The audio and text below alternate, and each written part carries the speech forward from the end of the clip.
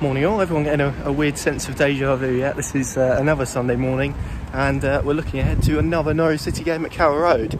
This time against familiar foe Sheffield United. Chris Wilder, of course, the man everyone likes to dislike in these parts. And first and foremost, I must start the vlog with an apologies. We didn't get to do one of these for Southampton away. That's simply because it was only me and Paddy, so in terms of logistics it was quite difficult to arrange, quite difficult to sort amongst all the other things we had to do, but I'm sure you've all seen the result and the performance, so maybe there's not too much disappointment over that. And of course today's game is an interesting one. Sheffield United arrive at Carrow Road, 9th position, 8 points better off. I think they're on 19 points, aren't they? In the Premier League, have adapted to life seamlessly, it seems, and I don't want to pigeonhole them as an aggressive direct team, because they're not. They're very intelligent, they play some lovely football, and in terms of their positional rotation it's second to none. So this is a good side, and they do have the elements to their game where they can be physical, and that's what Norwich will have to look out for today, as I try not to get hit by a car. But it's bound to be an interesting one. Both teams will be looking to respond after midweek defeats. Of course there's always that bit of angst in the air, so looking forward to this one. Let's see how it goes. And here we are again, back in NR1, back at Carrow Road, back for another game. Despite them being two newly promoted sides, it does have a slightly different feel to this game, but we'll see how Norwich adapt and hopefully thrive.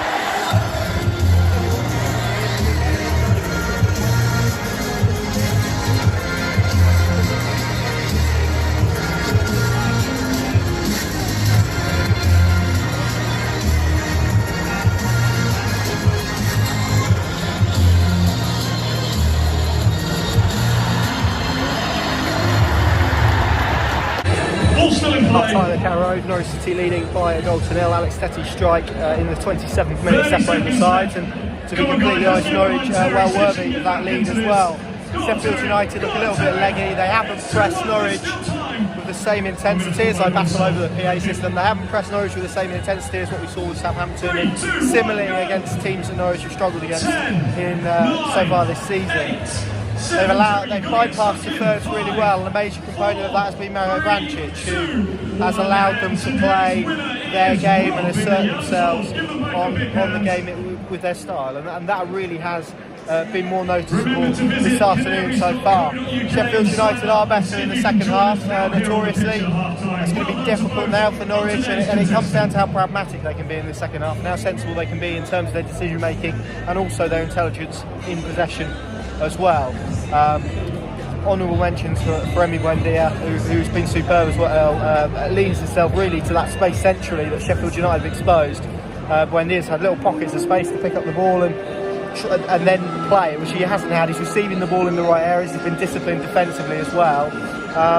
This is a very, I'd use the word comfortable, I think, at the moment, a comfortable performance for Norwich. The one thing about Sheffield United is they can respond to knockbacks. They are a gritty side with plenty of endeavour and plenty of enthusiasm. Norwich may well need another goal to make sure of this, but so far so good at half time. and if they can manage the response to the plays in the second half, then there's no reason why Norwich can't walk away from this game with 3 points.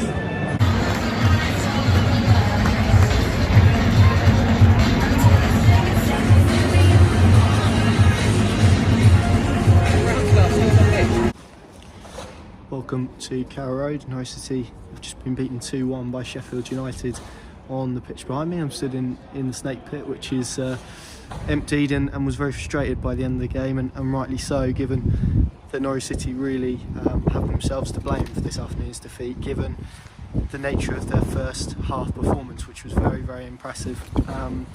Considering, and that's the place to start really. Norwich imposed themselves on the game. I thought Vrancic dictated the tempo of the game, and that tempo was increased compared to what we saw at St Mary's on Wednesday evening. They had some really nice passages of play, worked some nice openings, and probably I would say 1-0 was probably a fair reflection on the first half, but in terms of dominance and in terms of who imposed themselves better and who asserted their game plan better, it was definitely Norwich City. And Sheffield United in that first half looked a little bit leggy. They didn't press in the manner that I anticipated. They didn't look like a side who were 9th in the Premier League before today. I think they've moved up to 8th now.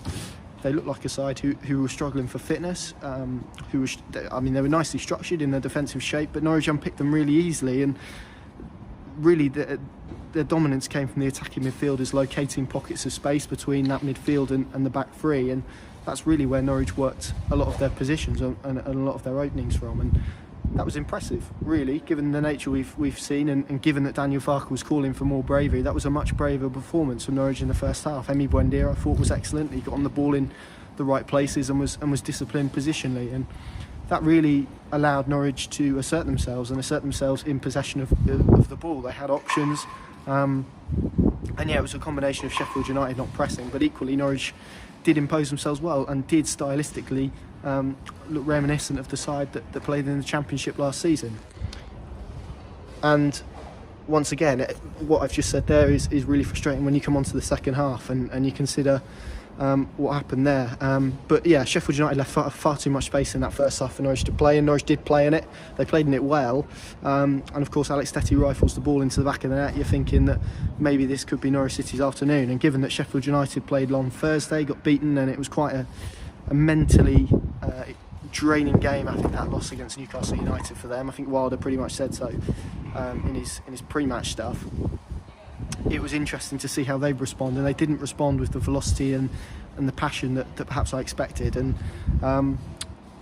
and then we go into half time and things are looking up, and Norwich City look like they're 45 minutes away from what would have been a massive 3 points today. They would have closed the gap significantly between those and their competitors outside the bottom three at the moment.